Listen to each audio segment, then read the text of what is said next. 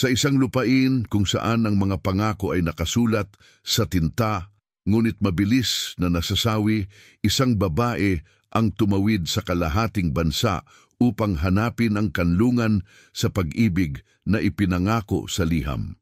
Ngunit pagdating niya sa ilalim ng walang awang araw ng Texas, nakaranas siya ng pinakamapait na kahihiyan.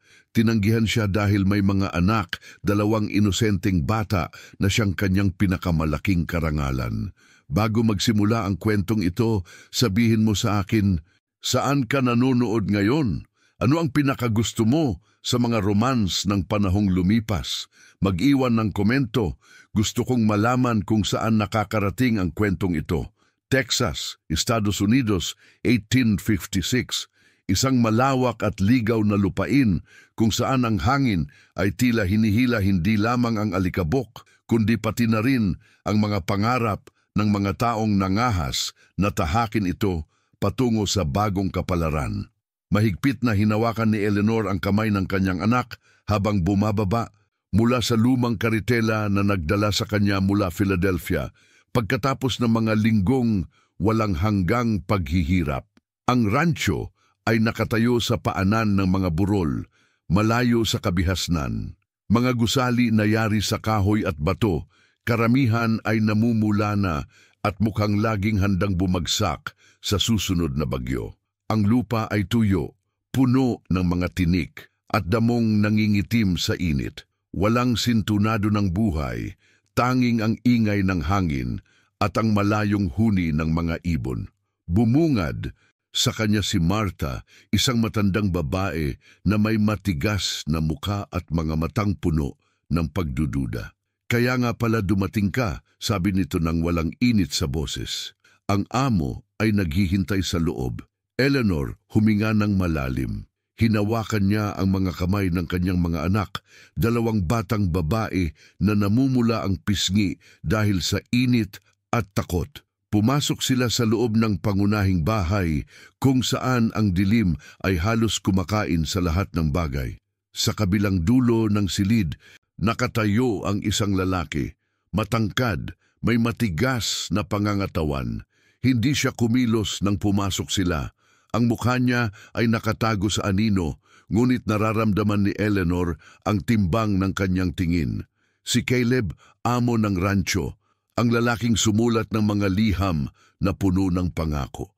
Ang lalaking ngayon ay tumitingin sa kanya na parang isang pagkakamali. Sinabi mo na wala kang mga anak. Ang boses niya ay mababa, banayad, ngunit puno ng pagkadismaya. Eleanor, naramdaman ang pagbagsak ng kanyang puso. Hindi mo nagtanong, katahimikan. Ang mga mata ni Caleb ay bumaba sa 2 bata. Walang emosyon sa kanyang mukha. Hindi ako nag-asawa para sa pamilya ng iba. Hindi ko kayang buhayin ang mga pagkakamali ng ibang lalaki. Ang mga salitang iyon ay tumama kay Eleanor na parang sampal. Ang mga anak niya ay hindi pagkakamali. Sila ang dahilan kung bakit siya nabubuhay. Nang gabing iyon, ipinahiwalay sila sa maliit na silid sa likuran ng bahay. Ang mga pader ay manipis at naririnig ni Eleanor ang mga bulong ng mga taong gumagawa sa labas. Ang mga bulong tungkol sa babae na dumating na may dalang anak ng ibang lalaki. 3 araw ang lumipas mula nang dumating siya. Ang hangin sa umaga ay mas malamig na, may dalang amoy ng basang dayami at kape na kumukulo sa pangunahing kusina. Si Eleanor ay naglalakad mag-isa sa mga bukid. Ang kanyang mga hakbang ay bahagyang lumulubog sa basang lupa, iniiwasan ang mga tingin ng ibang mga babae na nagtatrabaho sa pag-ani. Mula sa itaas ng kamalig, pinagmamasdan siya ni Caleb na nakakrus ang mga braso. Ang mukha ay hindi pa rin nagpapakita ng emosyon. Hindi siya tumingin pataas, ngunit naramdaman niya ang bigat ng patuloy na pagmamasid na iyon. Tila ang buong rancho ay humihinga ng kaunti, naghihintay kung babasagin ba niya o magiging mas mapanganib.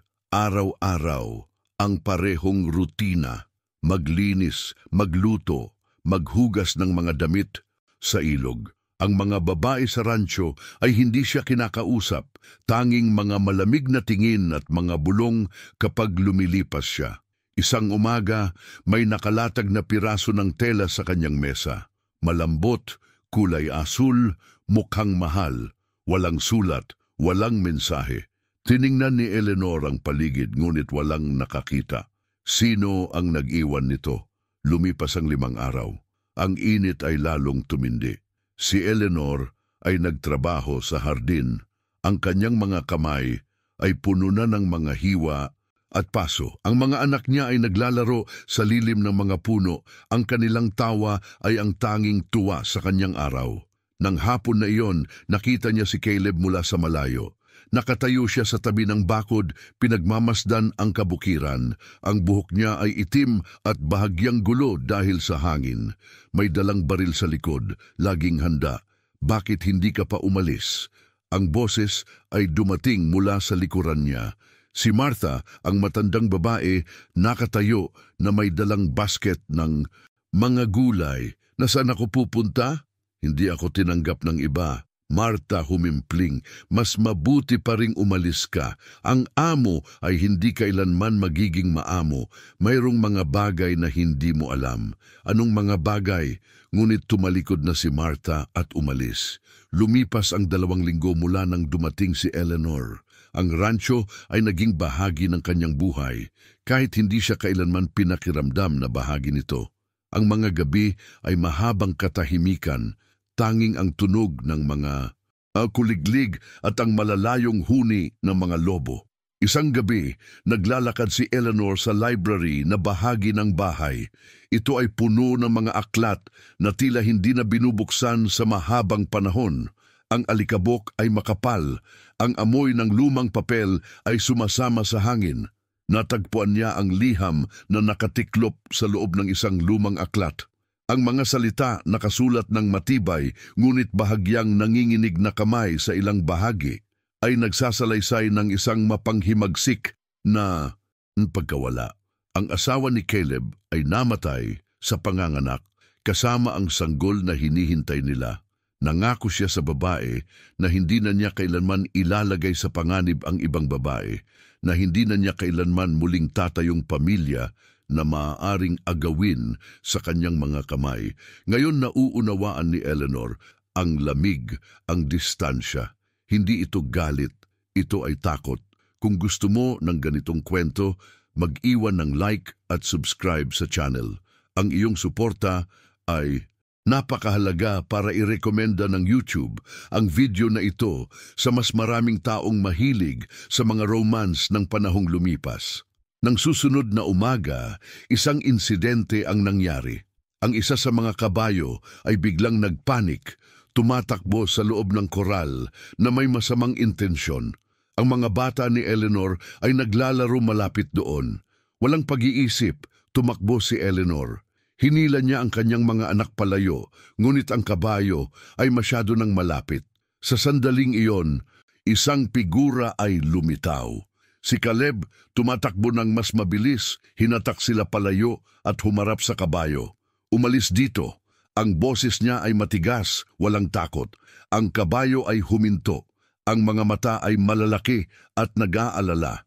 Si Caleb ay mabagal na lumakad palapit. Ang mga kamay ay nakalahad hanggang sa mahawakan niya ang reins at pakalmahin ang hayop. Nang lumingon siya, ang mga mata niya ay nagtagpo ng kay Eleanor.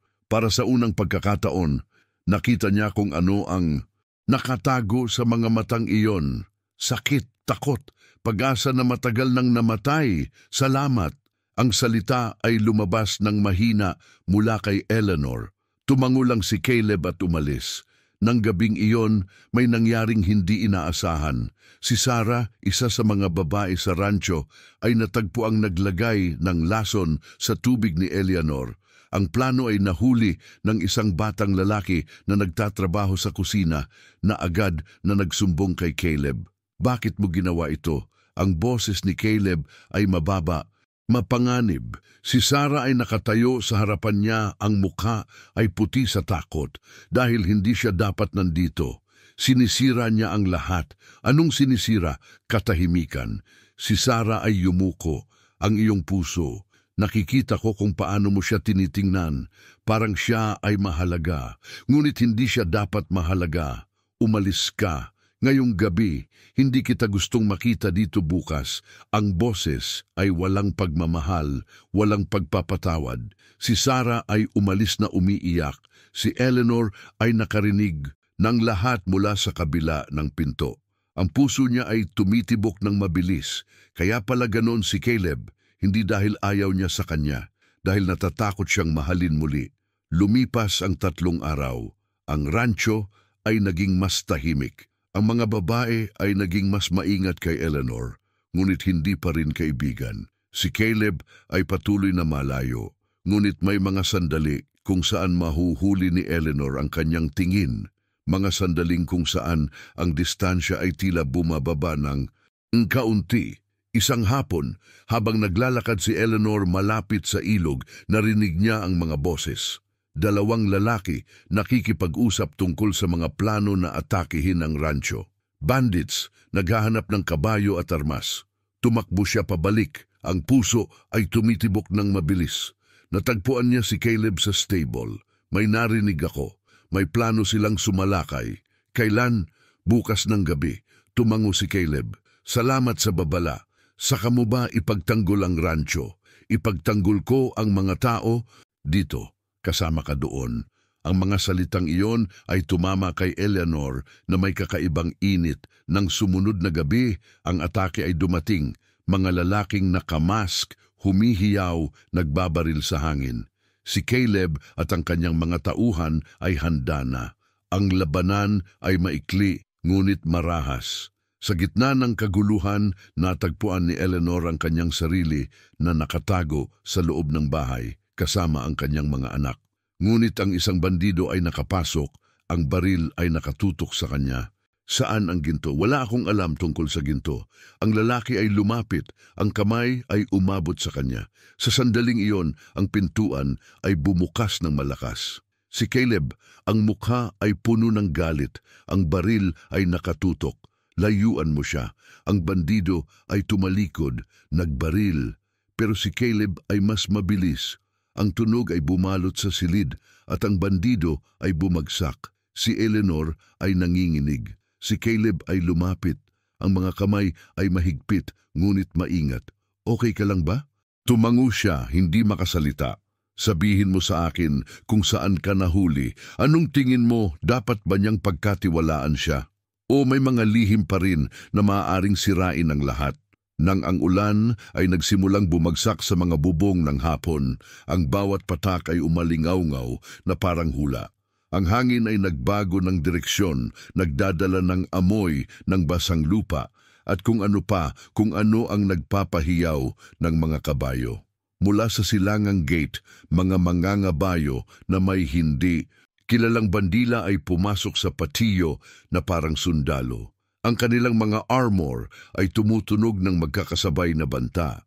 Pinagmamasdan niya sila mula sa bintana. Ang kamay ay humihigpit sa blue na tela na may sapat na lakas upang markahan ang palad. Hindi na siya ang babaeng dumating, ilang linggo na ang nakakaraan, takot at nag-iisa. Sa tabi niya, pinagmamasdan niya ang parehong eksena na may tensyon sa panga. Dumating na sila, bulong niya. Ang aking nakaraan ay sa wakas ay umabot sa akin dahil kahit ang pinakamakapal na mga pader ay hindi makakapigil sa mga lihim na nakabaon na muling lumitaw.